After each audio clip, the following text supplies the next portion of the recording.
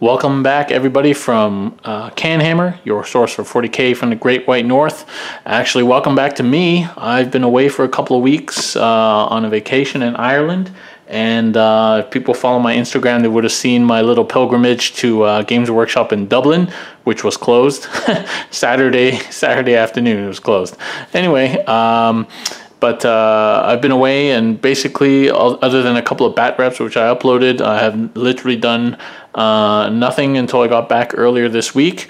And I haven't even had time to look at the new White Dwarf or to do any read-alongs or any other videos, because I've been frantically making my Dark Angels Army WYSIWYG for a tournament on Saturday, which you will see the report for next week. So, saying that though, I'm back in action now.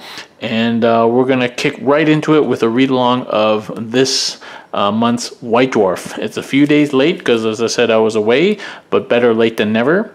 And just to mention to stay tuned for read-alongs, I'm going to be doing a read-along of the Imperial Armor Space Marine Index from Forge World, as well as the Imperial Armor Chaos one from Forge World, as I received those while I was away in Ireland. So we doing read-alongs of that, and also coming up will be more battle reports, including tournament report from this weekend, which will be the first 8th edition tournament that I go to, and a very exciting coming up on the hobby. We're going to be doing some more Forge World Bonanza, but this time it's going to be 40K, and boy, I've got some treats for you loyal supporters. So do stay tuned to the Work in Progress series for crazy amounts of 8th edition hobby. In fact, I think I have enough hobby to hold me through probably till next year, but we'll be going through some of that in the episodes to come. So without further ado, we'll get right on to White Dwarf from this month.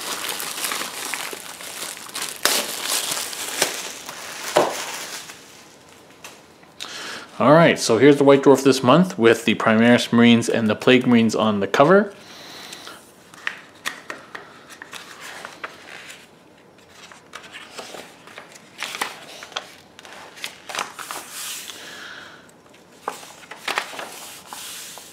Okay, so the first thing they talk about are these two new starter sets. One is called No Fear, and the other is called First Strike. And these are great products, actually. So they feature the Primaris Marines and the new Death Guard Marines. And the No Fear one they both come with battle mats, 2x2 or 4x2 battle mats. This one comes with some sort of cardboard sort of terrain that looks like crates, and this one comes with kind of this building. This one comes with less models, and this one comes with more models. So this is like the bigger intro set, and this is like the smaller starter set. So if you don't want to go full hog into the full Dark Imperium set, you can buy this super small one, or you can buy this medium sized one. I think it's a great idea. And apparently some of the models are not even, they don't even require glue. I think the new Reavers are like that. It's unclear. I have to read it a bit more closely, but some of these new starter sets feature Marines and Death Guard that have been modeled with pegs and holes, and you don't even have to glue them, which takes away even that learning curve. So you're really trying to make it easier for people to get started in this game, which is awesome. Unfortunately, you know, unless you want the models, probably not worth buying for us more veteran players, and nobody's going to use a 4x2 or 2x2 mat and this kind of fake cardboard scenery. But, you know, it is what it is. It's great for getting new people into the game, and that's what counts. Coming out again is more Primaris Marine figures. So we got a Librarian, which looks awesome, actually, and we got a Captain. And I haven't seen the data sheets yet for these units, but I guess they'll be appropriately similar, a bit more expensive and stronger than vanilla Marines, and appropriately priced. Now at the moment, Primaris really suffers from being a bit overpriced and not being very flexible, and having no transports is a big one as well, but obviously that's going to be fleshed out. We've already seen pictures and leaks of the tank that's coming out for them, and I'm sure they're going to have a large part in the Space Marine Codex when that comes out. So if you're into the Primaris Space Marines, just hang on. When that codex comes out, which is going to be one of the first ones released, there's going to be stuff to make you happy. And whether or not traditional Marines will eventually be phased out is unclear, but I'm keeping my Primaris Marines for now. So these new ones released are called the Reavers. And they're kind of like, I guess they're like the Primaris version of Scouts. They're going to be like shock troops. So I haven't seen data sheets for them either, but it'll be fun to see when that comes out. And then these are the new sort of what they call easy builds. So literally no glue, you just kind of snap them together. And of course the sprues come in blue or green, and colored sprues to make things easier, and similar models for the for the Plague Marines and the Death Guard. Yep, and so here we go, paint sets coming out to help you paint it, and open war cards. So this is the new thing they released for open play, was these cards, a set of cards that you just kind of, here's your deployment, here's your mission, here's your objectives, those sort of things, and you can make random missions for open play. I wonder, I'm tempted to get a set of those and see whether you can actually use them to make a competitive game. I don't see why not. It's designed for open play, but if it's just telling you deployment and it's just randomizing your missions, it might be quite fun to do that, keep things fresh. So I might pick up a set of those just to see how that works. And then this is the starter set in the same vein for Age of Sigmar, and it comes with Khorne versus Sigmar, and you know, similar, easy put together, colored sprues. It comes with a little battle mat and the scenery, so it's almost exactly the same thing for 40k and for Sigmar. And so that's cool to see, getting more people into Sigmar. Latest from Forge World is the Magnus versus Lehman Bruce model, which is cool. I like how they made the Magnus look like a slightly less demonic version of the 40k Magnus. I think that's pretty cool. So I think we can expect that if and when Lehman Russ comes out as a Primarch for 40k, he's going to look a grizzled version of that, which would be extremely awesome. There hasn't been a Horus Heresy novel out for a while. Last one I read was quite some time ago, so I'm just eagerly awaiting the next installment of the Horus Heresy. And so otherwise there's lots of other small books coming out. Video game news, Speed Freaks. Warhammer 40k Speed Freaks for iPhone. Okay, that looks pretty fun.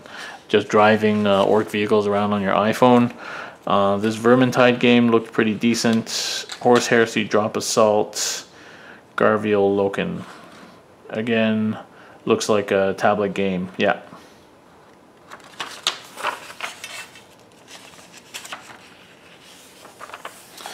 Alright, skip over these letters.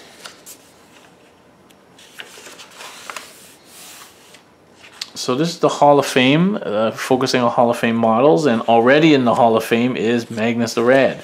Lots of people would probably agree that that's one of the most awesome models ever made anywhere for any game system, and definitely one of the premier models in 40k. I've been tempted on so many occasions to get this model just to build it and to paint it. I'm never going to play demons, but it's just such an awesome model. But I haven't. But yeah, I would agree with that Hall of Fame nomination. So this is a White Dwarf interview with Citadel Miniatures designers. Interesting. So here's a guy who designed the Riptide, or Riptide, rest in peace, in 8th edition. This guy designed these various models. 30 years of Space Marine development. Yeah, this might be an interesting read. The guy who kind of designed Gulliman. These cool things like the bells and stuff like that in Sigmar. Yep, we'll have a read of that later. So Tale of Four Warlords, of course, continues. Let's see what the Warlords add this month. So the Chaos Space Marines. Iron Warriors, Gangrenous Vanguard. Okay, and then a nice section on how to paint Iron Warriors. I think anybody who paints that many chevrons on their miniatures deserves an award. So the Eldar guy is adding in Eldrad and a Wraith Lord, looks like. Pretty cool. The Astra Militarum guy is adding in a Tech Priest Engine Seer and some infantry. And the Space Marine, I think he was Black Templars guy, right? Yep, he's adding in what looks like Primaris Marines. Pretty cool. And then they're having a big battle here, all 4 players. And yeah, I think there was something... yeah, so they're playing 50 power each. Just kind of a 4-way battle. I think that one of the books coming up they mentioned was going to have proper rules on how to play multiplayer, and I know that they're releasing that for Sigmar, so I think that's pretty cool. Multiplayer games would be awesome, and I don't mean like Apocalypse, but like actual true multiplayer game as opposed to just playing team tournament, kind of 2 players, but it's the same side. So Golden Demon, Warhound Titan. There we go. That looks awesome. You know, such large flat surfaces is real potential for people to just go crazy on the freehand and the artistic stuff that I could never do. So very cool. A Leviathan. Maybe it looks a little bit better than mine. What do you think? Yeah, just a little bit better than mine. But hey, what can you do? Hey, Golden Demon versus me. Yep, very cool with all the Lightning Night Lords motif stuff. Here's a World Eaters one. Yeah, and the thing about the kit, the Leviathan Dreadnought kit, as you know, is so posable to make the Dreadnought look so dynamic that it just lends itself to this kind of treatment. So that's awesome. Very cool. I like. Straight up my alley. And this crazy knight thing, can't remember what it's called, a Sikaran. Awesome. Alright, so this is some more artwork here. Orc artwork, if you're into orcs.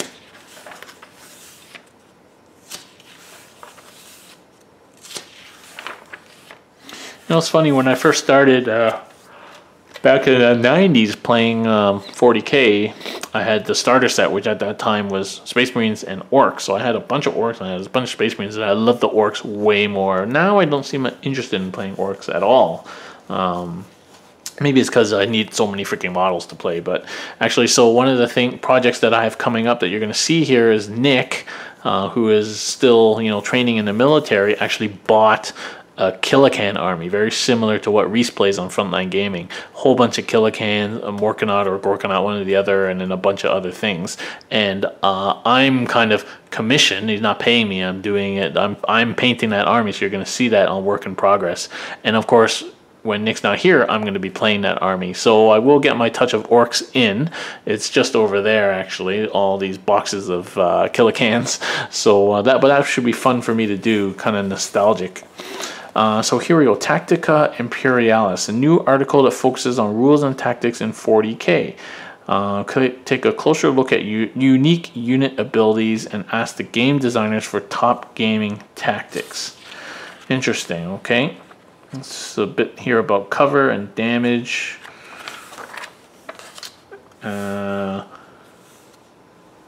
Read your data sheets, advancing, special rules. Yeah. Okay, we'll see. Seems pretty basic. Yeah, seems pretty basic.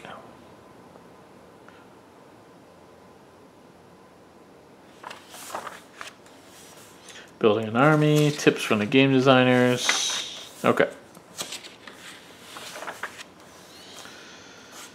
So, battle report between Tau and Orcs.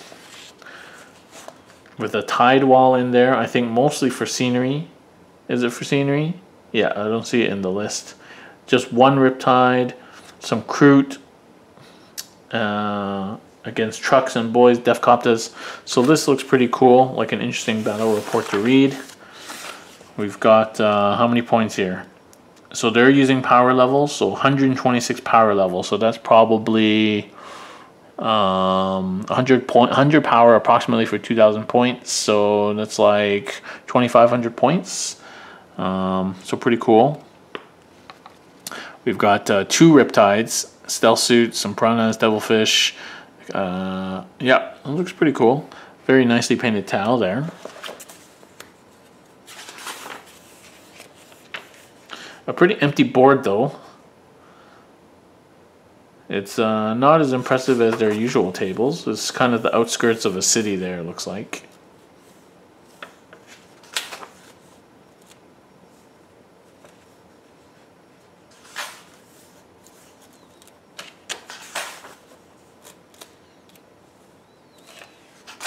Okay, yeah, we'll have to read through that later. So here's another one. War in the Shadows. With the release of Age of Sigmar Skirmish, White Dwarf offers comprehensive guide on what this new expansion is about. Oh, so it's a little, just a focus on the skirmish. So this battle mat is just awesome. I wanted to buy one so badly for 40k and Sigmar, but it's 4x4. And of course over there, not going to be painted anytime soon, is 2 Gardens of Moor and the Mausoleum set, which is another 2 Gardens of Moor. So lots of death scenery, but with only a 4x4 mat, it's really disappointing that they didn't make it 6x4, because I would have bought one. But you know, that's what it is. Why you would make a 4x4 mat when everyone plays 6x4 is unknown to me, but yeah. But yeah, it goes so well with that death scenery. I was going to totally buy it. But unfortunately, they made it the wrong size. So here's a collecting Stormcasts. This dude obviously is a big fan of Stormcasts. And there's an article about how to collect Stormcasts. The thing about Stormcasts, like I look at this page and like my eyes just like, I can't take it. There's too much like gold and stuff like that. Like, oh, just like drives me crazy actually looking at this picture.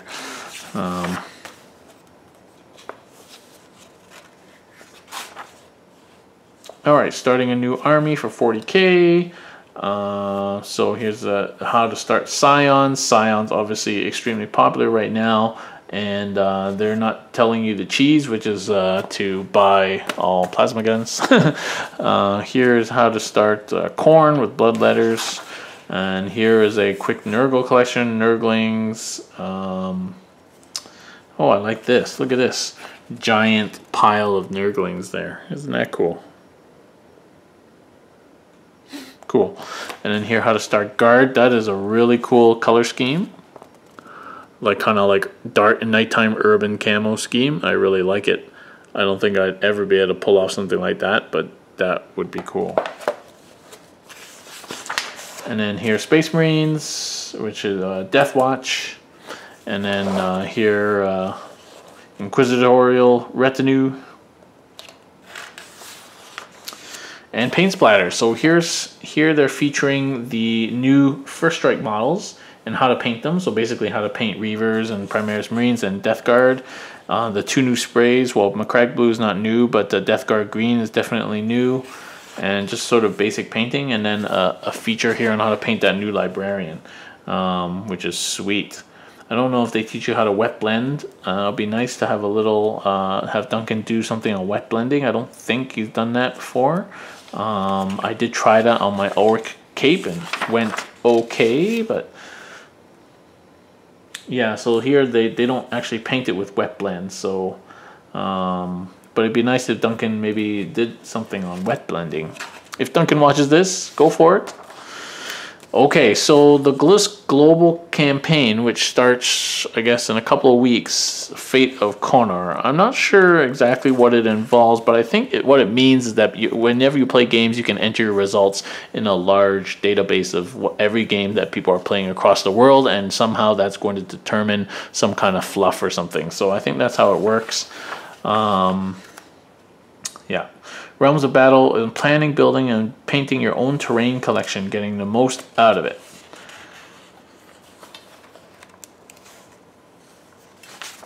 So this is telling you just how to paint those big battle boards that they were selling a while ago, which I've since either given away or, yeah, I've given them all away. So no interest in painting that. Some more Blanchitsu on Gene Stealers.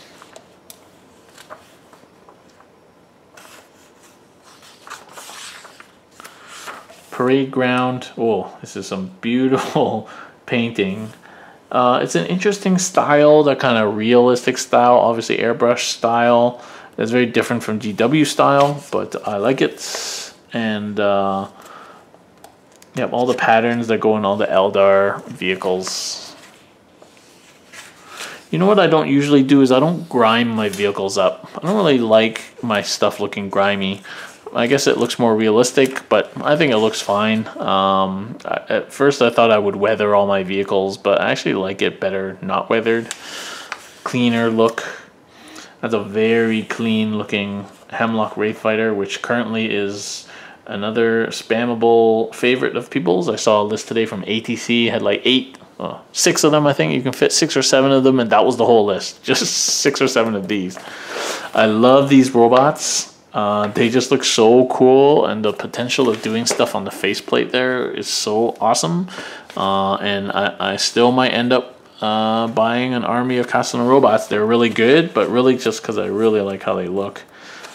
Dreadnoughts, the Penitent Engine, and these Dune Crawlers, Thoraxes. So these guys are really good, but I really don't like how they look. I would never field these because I think they just look horrible. Black Star, Warhammer World, Reader's Models. Anything cool today? Oh, that's cool. Look at this Dune Crawler with the skull on it. That's pretty cool. Oh, Custodes vehicles. I don't like this Grav Tank. However, I wish we had access to all that in 40K because I'd be playing Custodes right now. I can tell you that much. If and when that happens, I'm so there.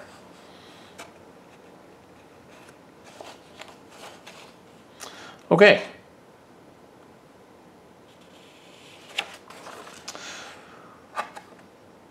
All right, so that's it. So thanks for joining me for that. Oh, and on the back cover, the new Librarian and Captain surrounded by a bunch of Reavers and Primaris Marines. Pretty cool. So thanks for joining me for that read-along of the new White Dwarf. As I said, stay tuned for Forge World Index read-throughs and lots of hobby and, of course, bat reps and opinions. And actually, I'm going to be starting a new Basic Tactics series as well to help the newer player in 8th edition 40K. So thanks for joining us. Thanks for supporting us, and see you next time.